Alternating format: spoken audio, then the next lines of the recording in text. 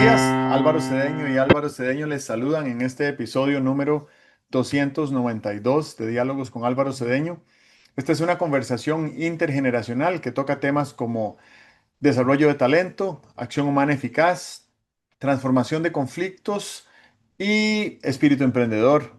Hoy para conversar sobre el artículo publicado esta semana en la página web alvarocedeno.com titulado Antifragilidad. Papá, qué bonito verte escribir sobre este tema.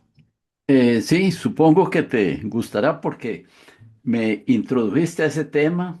Me costó mucho ubicarlo en mi eh, panal mental, pero al fin lo logré ubicar. La principal resistencia que tenía era cuál es la diferencia entre resiliencia y antifragilidad. Y sí, son diferentes. Vamos a ver. Resiliencia, la sabemos. El lindo ejemplo de una pelota grande de plasticina que cae al suelo y entonces se deforma. Y la levantas del suelo y se levanta deformada y sigue deformada. Resiliencia es lo que tiene, digamos, una pelota de tenis. La tiras al suelo y si tuvieras ahí una cámara de alta velocidad, cuando pega con el suelo, la pelota se deforma, pero inmediatamente recobra la forma y por eso regresa hasta ti. La tiras al suelo y vuelve a regresar al metro de donde la tiraste. Es muy bonito el fenómeno físico. Hay cuerpos resilientes y cuerpos no resilientes, ¿verdad? Una pelota de masa de hacer tortillas. No sé si los lectores han visto una pelota de masa de hacer tortillas.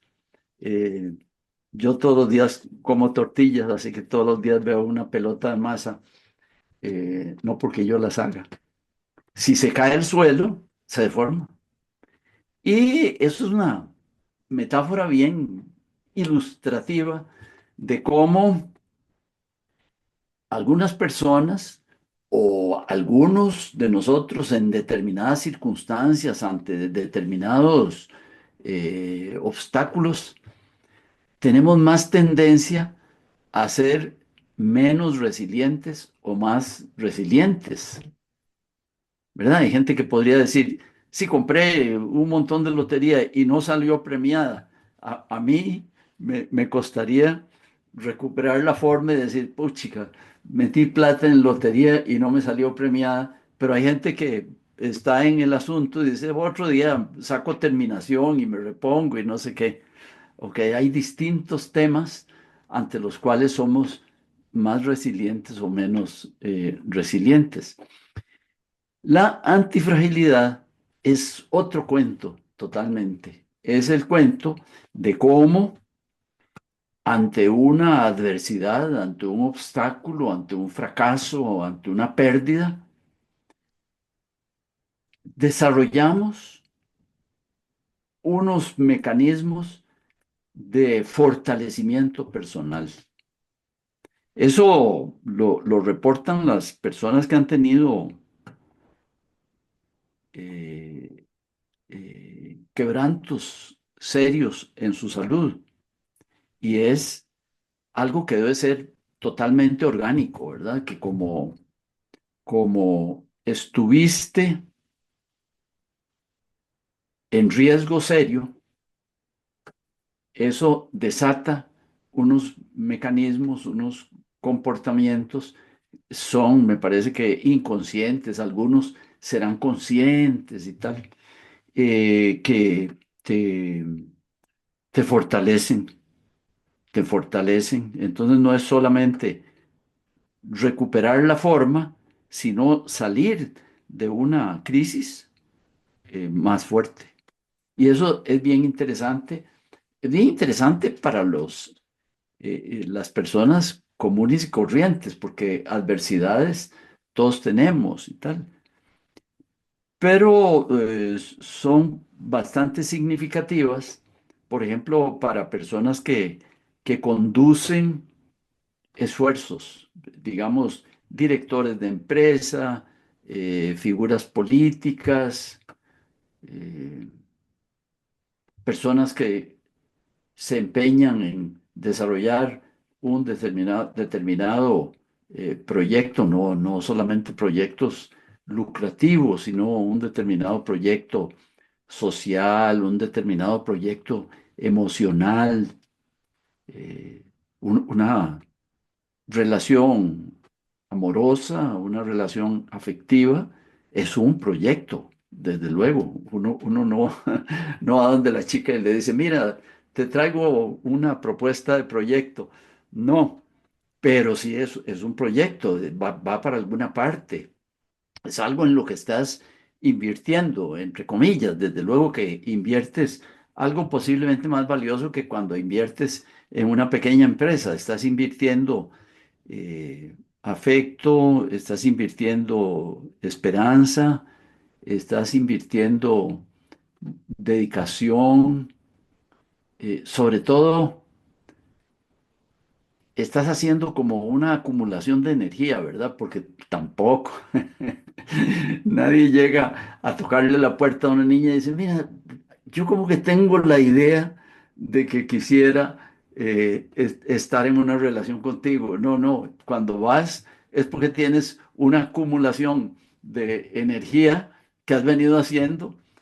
Yo no sé cómo serán estos tiempos. En los tiempos míos uno venía haciendo esa acumulación de energía uno solito, sin participársela a nadie, y la energía iba creciendo, hasta que uno decía, ya no se aguanta esta vaina, y ibas a tocar la puerta.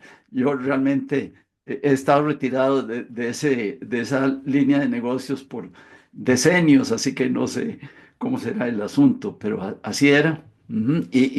Bueno, luego aprendí que se llama inversión afectiva porque es como, como una acumulación de energía. Una vez vi, por cierto, una crítica de Freud, porque Freud habla mucho de acumulación de energía y de canalización de energía, de conductos de energía y tal y cual. Y alguien criticaba a Freud diciendo que esa hidráulica de la energía a la que Freud aludía sí es cierto, a veces uno estudiando a Freud siente como que está, eh, como que el aparato psíquico es un conjunto de tubos por donde circulan un montón de líquidos, uno de los cuales el que necesita tal vez más explicación porque rápidamente uno lo asocia con otras cosas, es la libido, ¿verdad? Que es la energía erótica, que no es energía erótica. Primero, la explicación es que erotismo no es solamente genitalidad ni es sexualidad, sino que erotismo es el sentimiento que uno pone en una determinada cosa, ¿verdad? Sin erotismo no te levantarías a hacer tu trabajo, sin erotismo no hay entusiasmo en el trabajo, sin erotismo no hay entusiasmo en la carrera que estás haciendo, porque él simplifica mucho y dice, hay dos impulsos, hay un impulso erótico y hay un impulso de muerte, pero no, el impulso de muerte no es matar a nadie, el impulso de muerte es abandonarte, no intentar, estar en nota pasiva, es el impulso de muerte. Y el erotismo es todo lo contrario, estar en nota activa, querer hacer una cosa más compleja, intentar cosas agregando nuevos elementos y tal. Eso del erotismo es bonito, ya lo interpretes correctamente como lo interpretaba Freud, o lo interpretes también de manera folclórica como lo interpreta el común de la gente, ¿verdad? Son sentimientos, impulsos graciosos, nos movilizan, nos muestran que estamos vivos y tal. Eh, la fragilidad, pues posiblemente tiene más relación con lo que llaman el impulso de muerte. Es, "Ah, esto me salió mal y entonces como que pierdo la fe, pierdo la esperanza, no quiero intentar, me siento acreedor de sentarme al lado del camino a esperar a que pase el dolor del golpe o del fracaso.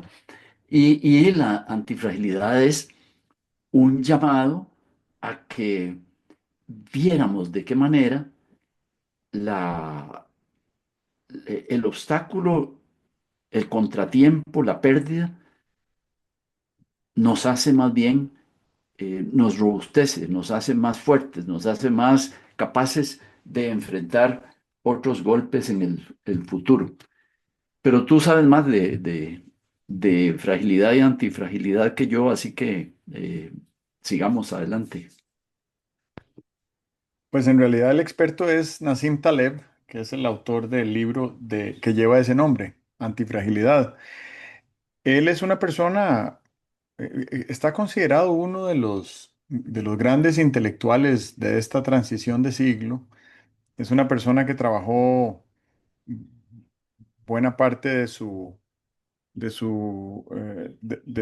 tiempo productivo como profesional en, en finanzas bursátiles y luego fue escribiendo. Él era autor de artículos de periódico y fue escribiendo diferentes diferentes ideas sobre algunos temas en común. Y entonces supongo que cuando ya tenía varios artículos sobre un mismo tema, sacó un libro en antifragilidad. Tiene otros libros que no he leído que me llaman la atención y esta conversación de hoy me invita a priorizar esos libros por una razón muy particular. La primera vez que yo escuché hablar de Nassim Taleb fue hace como 5 años, en pandemia, y ahí lo busqué y ahí busqué sus libros y los puse en mi lista de espera, hacer fila, pero nunca les di prioridad hasta que había recibido suficientes recomendaciones de personas serias sobre sus libros y decidí empezar por el de antifragilidad. No, no sé por qué, en realidad el nombre me cautivó, creo que era la palabra más distinta a todos los que tenía. Y de arranque tenía una reticencia epistemológica con el nombre antifragilidad porque anti y fragilidad son dos términos que tienen una connotación negativa. Entonces, yo desde antes de leer el libro pensaba, por qué no le pone un nombre que sea más positivo? Pero él dedica muchas páginas al inicio del libro a explicar el origen de antifragilidad, a distinguirlo de resiliencia, a distinguirlo de fortalecimiento, a distinguirlo de otro montón de conceptos que, que que podrían sustituir antifragilidad. Pero antifragilidad, el, el principio es de qué manera logramos hacernos más robustos ante la adversidad. Entonces, en el momento en que entramos en contacto con la adversidad, contacto consciente con la adversidad, ¿qué podemos hacer para que en este estado de adversidad en el que estamos podamos ser más fuertes y que esa fortaleza nos quede más allá del episodio adverso? En el libro él da una gran cantidad de ejemplos y de hecho el libro está escrito de una manera muy interesante porque tiene un personaje inventado que es expuesto a diferentes escenarios de adversidad a lo largo de todo el libro. Entonces uno termina conociendo a un personaje que él creó, que ha sido expuesto a múltiples escenarios de adversidad, que son todos escenarios hipotéticos, pero además muy reales para cualquier ser humano. En fin, el libro está muy bien escrito. Y, y lo más interesante es que el libro tiene un efecto pedagógico tal que yo no te puedo decir de qué se trata el libro, como sí podría con otros libros. Pero el libro te deja sembrada la semilla para poder percibir oportunidades de antifragilidad en todo nuestro entorno, personal, familiar, comunitario, eh, nacional, geopolítico. Y pues yo digo, bueno, qué enorme función la que tiene ese libro, que es como una semilla que se consume en su uso y deja de existir, pero de ella florece una manera de pensar que forma parte de quien somos después de leerlo. O sea, brillante la obra. Sí recuerdo un ejemplo que es el que siempre uso porque creo que la mayoría de la gente entiende y es el del sistema inmunológico. Yo creo que mucha gente sabe y si no sabe lo intuye que nuestro sistema inmunológico se robustece en cada enfermedad. Cada vez que nos exponemos a una bacteria, a un virus, a una gripe, a un resfrío, cada vez que nos da fiebre, ese shock que recibe el sistema inmunológico, primero que todo lo despliega en el organismo para deshacerse de aquello que lo Ujú, está atacando y segundo, lo hace más fuerte y lo deja fuerte para la próxima. Entonces, por eso hay una tendencia en la medicina moderna que se parece mucho a la medicina ancestral, indígena, antigua, oriental, de que es muy importante enfermarse, y que es muy importante tener fiebre y que hay que dejar que la fiebre siga su curso y no tratar de suprimirla con medicamentos. A mí me llama la atención que yo siempre prefiero, cuando me enfermo, tomar agua y reposar lo más que puedo, si tengo esa posibilidad, eh, tratando de evitar el consumo de medicamentos que supriman los síntomas. Y mi hija Aiko, que va a cumplir 12 años, desde que era pequeña, odiaba las pastillas para bajar la fiebre. Entonces ella prefería tener la fiebre y uno simplemente se la monitoreaba y todavía ella sigue siendo igual. Cuando le da fiebre, ella lo que quiere es estar acostada, tomando agua y que nadie la moleste y no tomar medicamentos. Es muy llamativo cómo ella lo hace de manera natural porque nosotros nunca se lo hemos impuesto. Eh, y bueno, y por eso es que también uno piensa hoy en día, después de una pandemia, que los sistemas inmunológicos más robustos de quienes sobrevivimos a la pandemia del COVID-19 somos aquellos que tuvimos la enfermedad, ¿verdad? Eh, ahí me estoy metiendo en un terreno desconocido y no voy a intentar abordarlo, que es el de si la vacuna nos hace más robusto el sistema inmunológico o simplemente ayuda a mitigar o suprimir algunos de los síntomas o las peores consecuencias, no sé. Pero los que nos enfermamos de COVID-19, eh, nuestro sistema inmunológico se robusteció y quedó robustecido, a pesar de que costó salir de ahí, ¿verdad? Yo no sé si ese es tu caso, estoy seguro que alguno de nuestros oyentes tal vez resuene con lo que voy a decir, pero yo pasé un par de años desde la última vez que me dio COVID hasta que sentí como que ya estaba saludable otra vez. Había superado algo que se sentía como una tos crónica, como una falta de aire crónico, quién sabe. A lo mejor era lo que llamaban COVID largo y nunca me enteré. Pero lo cierto del caso es que el sistema inmunológico de quienes sobrevivimos a la pandemia y nos enfermamos de COVID eh, se robusteció. Lo otro que quiero decir es que, bueno, este principio de antifragilidad es una versión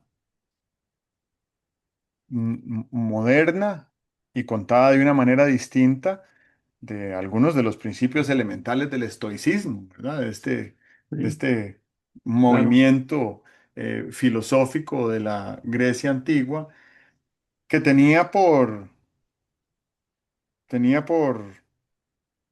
eh, mandato filosófico, ideológico, el crecer al tamaño de nuestros retos. ¿No? Entonces, cada vez que nosotros enfrentamos un reto, no lo enfrentamos con desánimo y decimos, ah, la pucha, este desafío que tengo ahora enfrente mío, este obstáculo, esta gran piedra que me han puesto acá, sino que decimos, qué bien, tengo una nueva oportunidad de crecer al tamaño de esa piedra y una vez que he crecido al tamaño de esa piedra, pues me la salto con facilidad.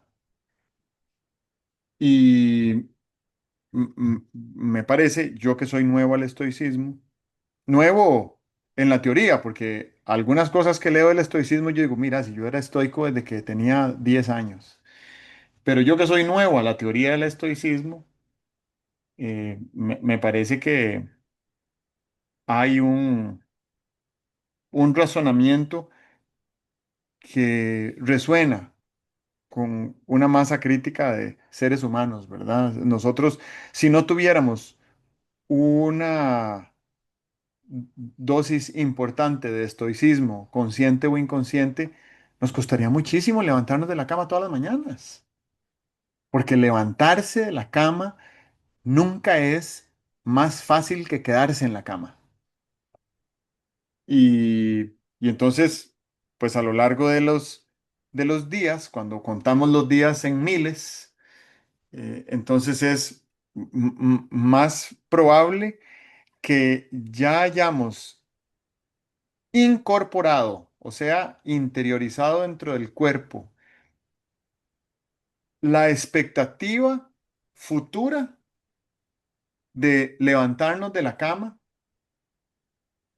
sin dudar en la posibilidad de quedarnos en la cama, que cuando estábamos en el colegio, bueno, yo recuerdo cuando yo estaba en el colegio que a veces yo decía, voy a pensar, voy a pensar bastante bien esta decisión de levantarme de la cama para ver si me conviene levantarme o quedarme aquí acostado. Y a veces me convencía de que me convenía más quedarme acostado. Hoy en día no tengo ni un espacio de duda porque ya puedo disfrutar por anticipado la expectativa del bienestar que voy a recibir a partir de que me levante de la cama. Entonces, cuando es la hora de levantarse de la cama, me levanto de la cama y empiezo a cosechar ese bienestar que ya había esperado. Yo creo que la antifragilidad es parecido, ¿verdad? Porque además la antifragilidad nos invita a pensar, bueno, en este momento, ¿cuáles son mis adversidades? Y si uno se sienta a hacer una lista de las adversidades que tiene en este momento, empezando por lo cósmico y planetario hasta lo geopolítico y alimenticio, económico, lo que sea que uno quiera pensar, estamos ante una importante variedad de adversidades eh, enormes dentro de las cuales con un poquito de conciencia y de trabajo intencional podemos robustecernos y hacernos más fuertes en esta adversidad actual. Puede ser que esa adversidad se aminore en el tiempo o puede ser que se agrave. Y si se agrava, pues ya yo me habré hecho un poquito más robusto para hacerle frente a ese escenario. Y a veces me parece que desde el punto de vista de gestión de crisis, convendría que las organizaciones, las personas, las familias tuvieran claros algunos escenarios de unas megatendencias futuras que nos van a seguir afectando. Afectando no quiere decir necesariamente de forma negativa, pero que nos van a seguir afectando para ver de qué manera podemos crecer en esa dirección Ujú. de esas grandes tendencias globales que ya estamos percibiendo.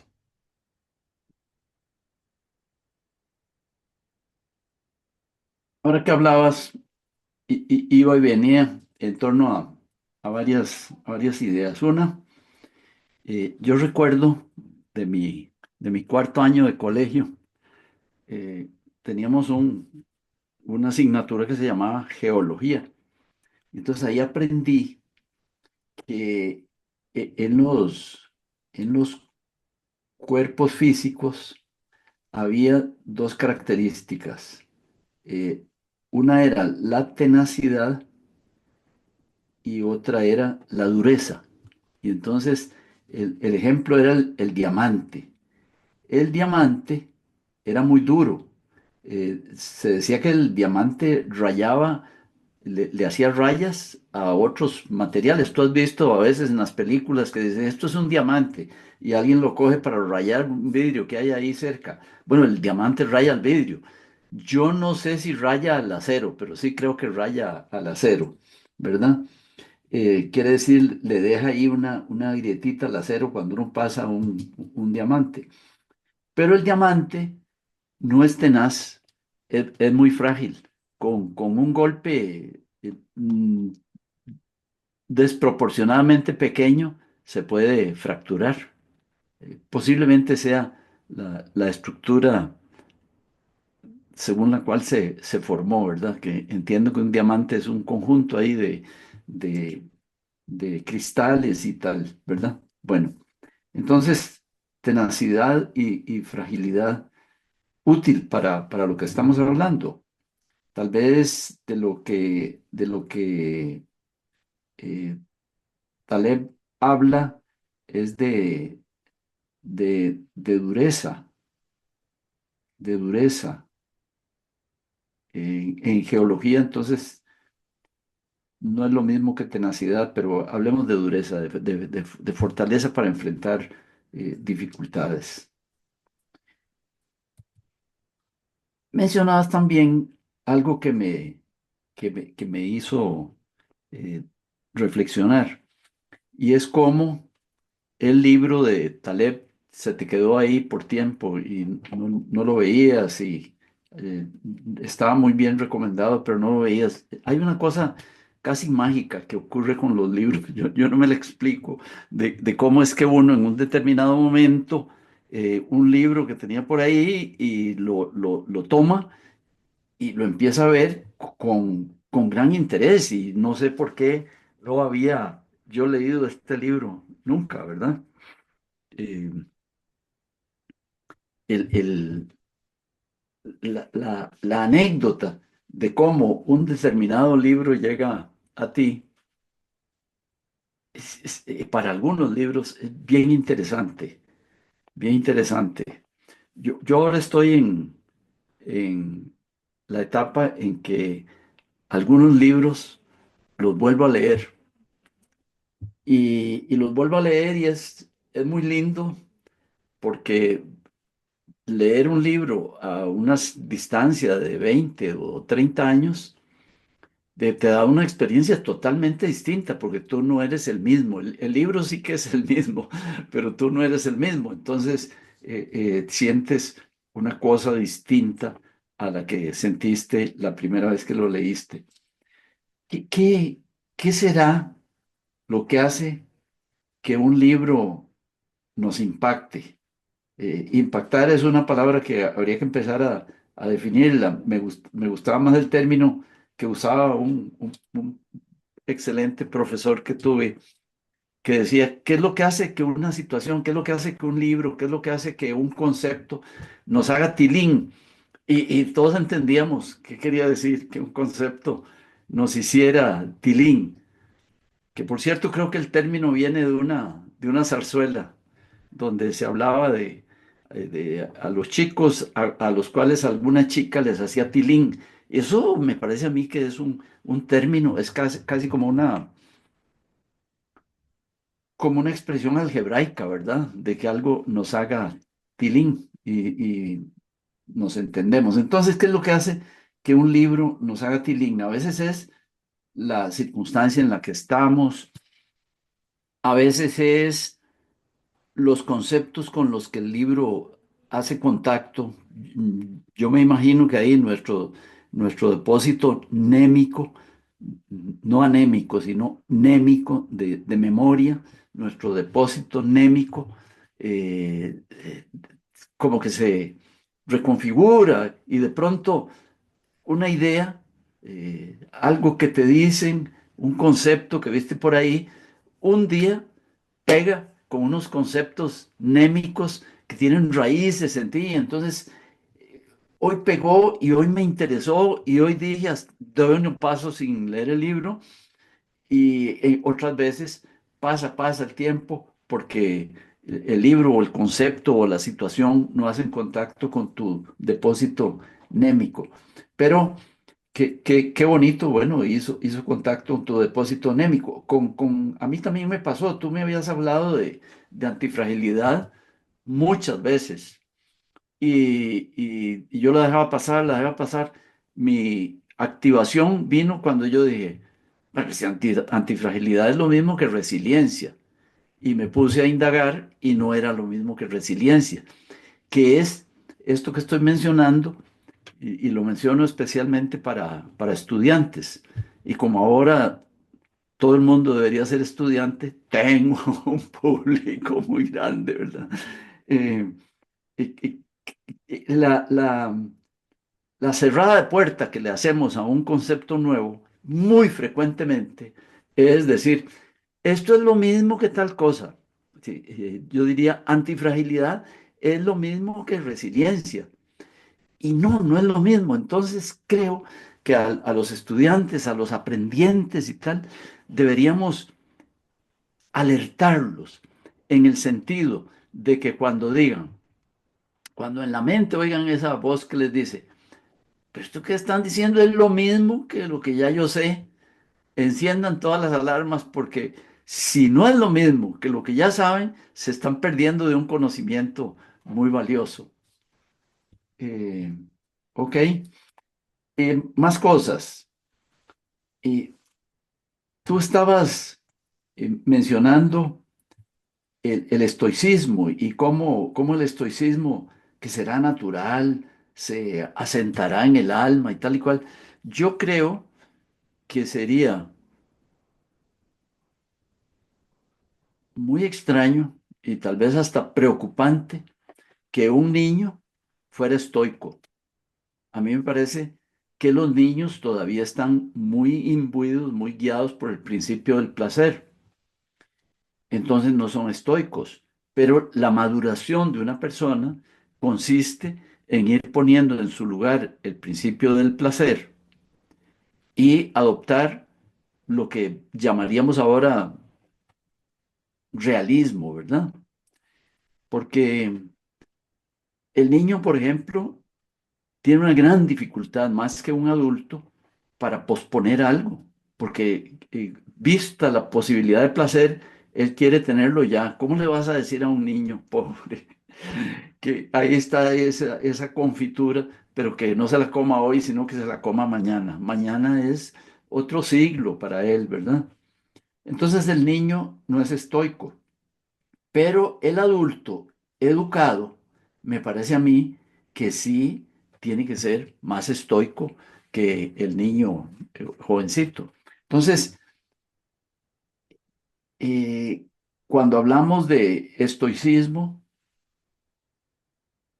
primero yo creo que no deberíamos pensar que estoicismo es negación.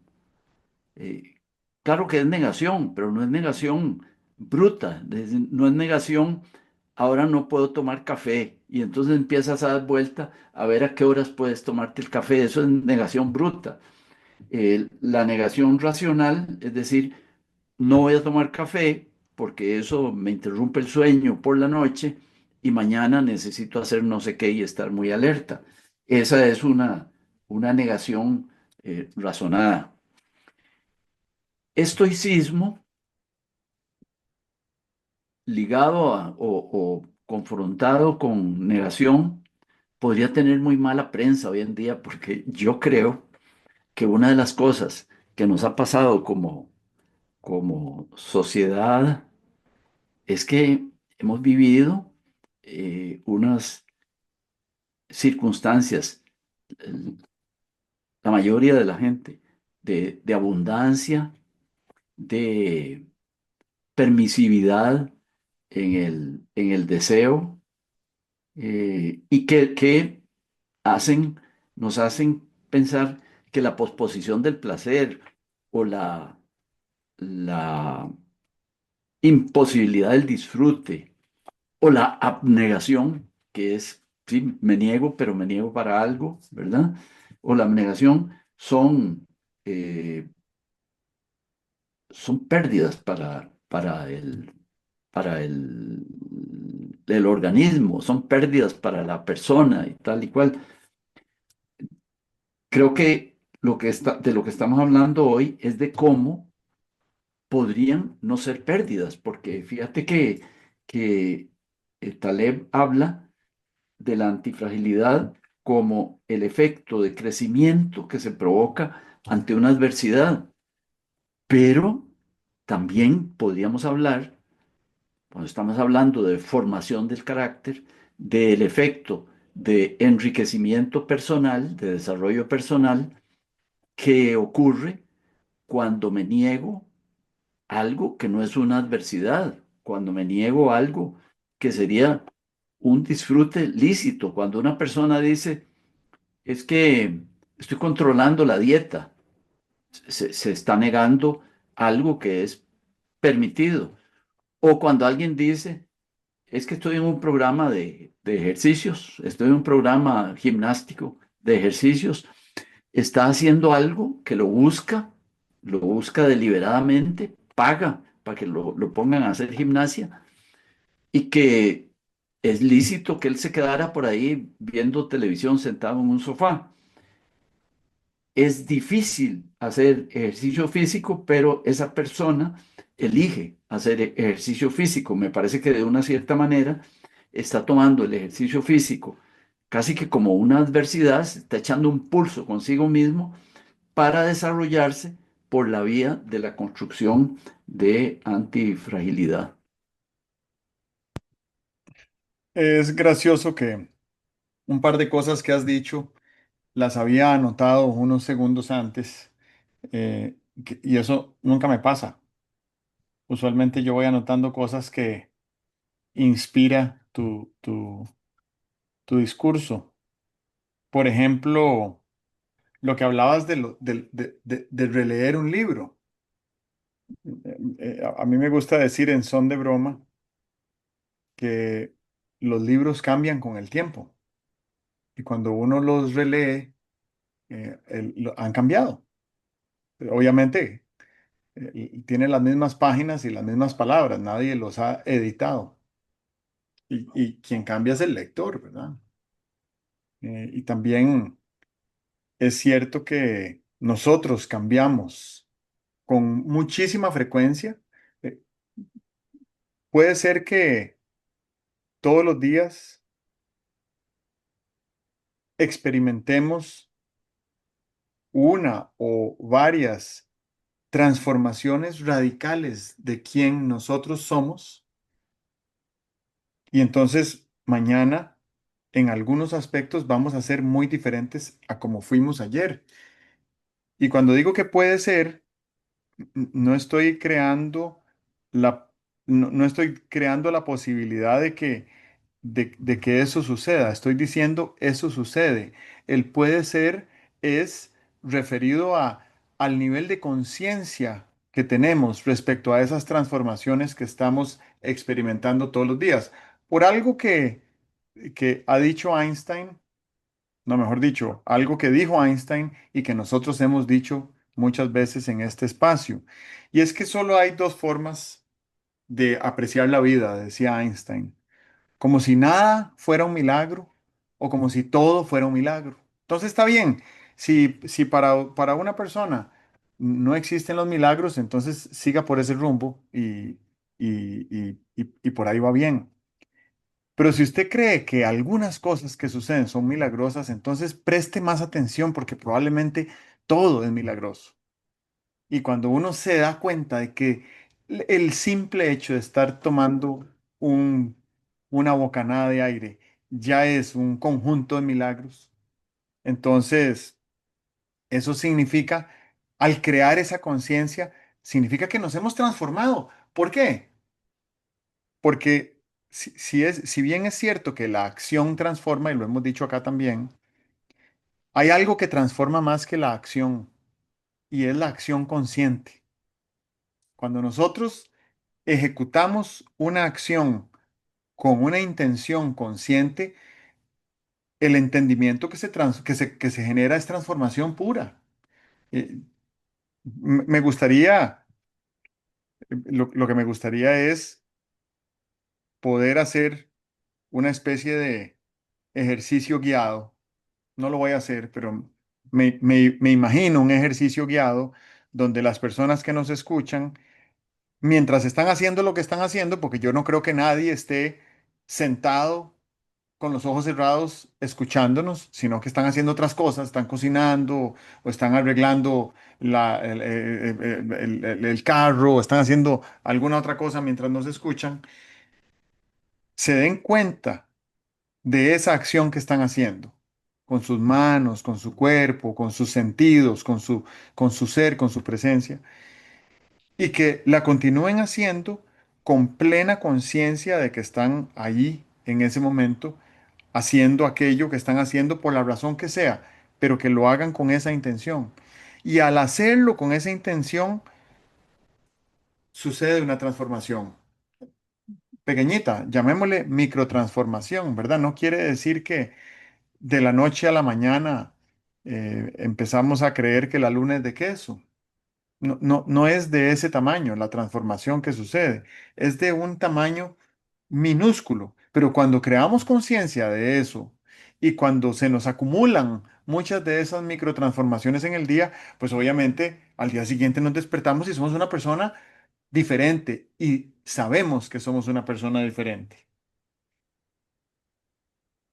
Entonces, eh, yo creo que hay libros, además, que contienen tanta sabiduría decantada, sobre todo los libros que son escritos apoyándose en otras obras de grandes pensadores o investigadores del pasado, que releer esos libros nos va abriendo espacios de comprensión de fenómenos que no habíamos captado la vez anterior que lo leímos, tal vez porque no estábamos listos o porque no tuvimos apertura o porque fue tanto lo que habíamos adoptado o incorporado la vez anterior que algunas cosas se nos quedaron por fuera. Me refiero en particular a un libro que he leído los últimos 3 años, una vez todos los años. Es un librito muy corto de Deepak Chopra que se llama El Sendero del Mago y que lo recomiendo mucho. Pero esta tercera vez que lo leí este año, cuando, cuando repasé las partes que había marcado la vez pasada, me di cuenta de que ya no eran tan significativas y de un cambio paradigmático tan profundo como lo fueron el año pasado cuando lo leí por segunda vez o tercera vez, ya no recuerdo el orden. Todo esto para decir que cuando uno lee, y este es un tema que también hemos tocado aquí muchísimas veces, cuando uno lee con la intención de eh, nutrirse intelectual y espiritualmente de aquellas palabras que están ahí escritas por otra persona que tal vez nunca conoceremos o que vivió muchos siglos atrás, ocurre en nosotros una transformación que se traduce en bienestar. Y creo que cuando uno ha desarrollado el hábito de la lectura, en realidad lo que ha desarrollado es la apertura para explorar con curiosidad ese esa expectativa futura de un bienestar que recibiremos durante la lectura del libro y al final de que terminemos de leerlo también. Eh, Mucha de la transformación que sufrió Steve Jobs, experimentó, no sufrió, pero que experimentó Steve Jobs cuando era adulto muy joven, en transición entre el colegio y la universidad, fue a partir de la lectura de un libro que se llama Autobiografía de un Yogi, que dicen que ese es un libro que él leyó todos los años por el resto de su vida. Yo no creo que Steve Jobs haya leído muchos libros en su vida y mucho menos creo que haya tenido muchos libros que haya leído múltiples veces. Entonces creo que ese debe haber sido un libro importantísimo en la persona en que él se convirtió y lo leyó muchas veces. Es un libro tan especial que a las personas que fueron invitadas a sus honras fúnebres, a cada una le regalaron una copia del libro. Entonces es un libro muy importante. Solo para señalar un ejemplo bastante claro y tangible de eso que mencionabas. Dos cositas más y con esto termino. La primera es que, bueno, tres cosas muy rápidas. La primera es lo que decías, que los niños no son estoicos porque están muy entregados al placer. Los últimos meses me he dado cuenta de que la psicología del niño en algún momento debe transicionar a la psicología de adulto. Y digo debe porque no siempre sucede, eh, particularmente en hombres. En mujeres esa transición está diseñada biológicamente. Al momento en que una niña entra en su periodo de menstruación, su psicología de niña queda atrás y empieza a construir la psicología de mujer, la psicología de adulta. Y muchas culturas ancestrales tenían un rito de pasaje para ayudarle a los niños a transicionar de su psicología de niño a su psicología de hombre adulto. Pero esos ritos de pasaje se han disuelto, han desaparecido. Entonces, ¿cuál es el resultado? Que hoy tenemos muchos líderes de grandes naciones en el mundo, todos ellos hombres, que se comportan con psicología de niños, que es como la describiste, muy orientados al placer, con una gran inmadurez emocional para lidiar con emociones propias y ajenas y, y con una masa crítica de seguidores que los lleva al poder y que los mantiene en el poder. Es algo muy llamativo. Entonces le he estado poniendo mucha atención a ese tema que creo que tiene que ver con masculinidad, ¿verdad? O sea, creo que tenemos hombres en el poder que no son lo suficientemente hombres. Lo otro es que eh, nuestras metas nos definen. Y esta es una frase que ha emergido de manera reiterada en mi mente los últimos meses que he estado preparándome para una carrera que voy a hacer ahora a finales de noviembre. Y los últimos 5 años he hecho una carrera de estas, una media maratón de 21 kilómetros, pero nunca me había preparado como esta vez. Muy a conciencia, de manera muy rigurosa, robusteciendo mis debilidades anatómicas, creando mucha conciencia sobre mi nutrición, mis patrones de sueño, mis prioridades. em, Tratando de no interferir con las prioridades de la familia, entonces eligiendo correr de madrugada para que no altere el plan de familia a partir de que las niñas se levantan. No, no he faltado a desayunar ningún sábado desde que empecé a entrenar, eh, y me he dado cuenta de cuánto he crecido cada vez que he salido a correr como resultado del esfuerzo, por supuesto, pero el esfuerzo como resultado de una meta que me fijé.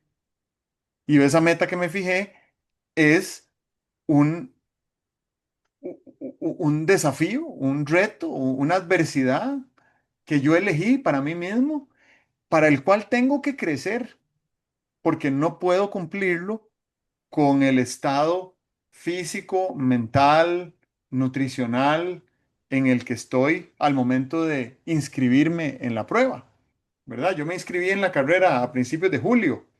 Y, ok, voy a empezar a entrenar, quedan 5 meses, necesito correr tantos días, tanta distancia, no sé qué.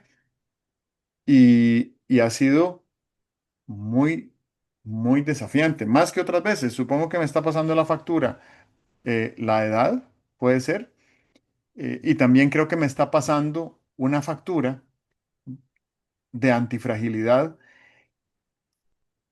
el nivel de seriedad con el que estoy asumiendo este reto.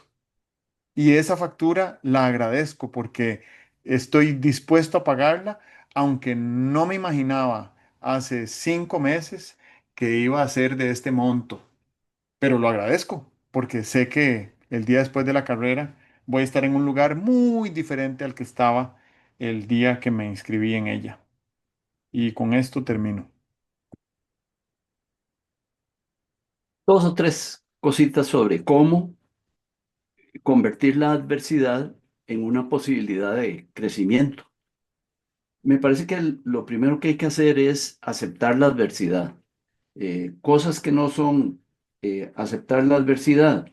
Bueno, negarla. Decir, ah, no, a mí no me duele. Sí, perdí el puesto, pero ¿qué me importa? Ahí me voy a conseguir otro. No, hay que aceptar la pérdida, aceptar la derrota, aceptar el golpe, porque si no, no podemos convertir la adversidad en fuente de crecimiento.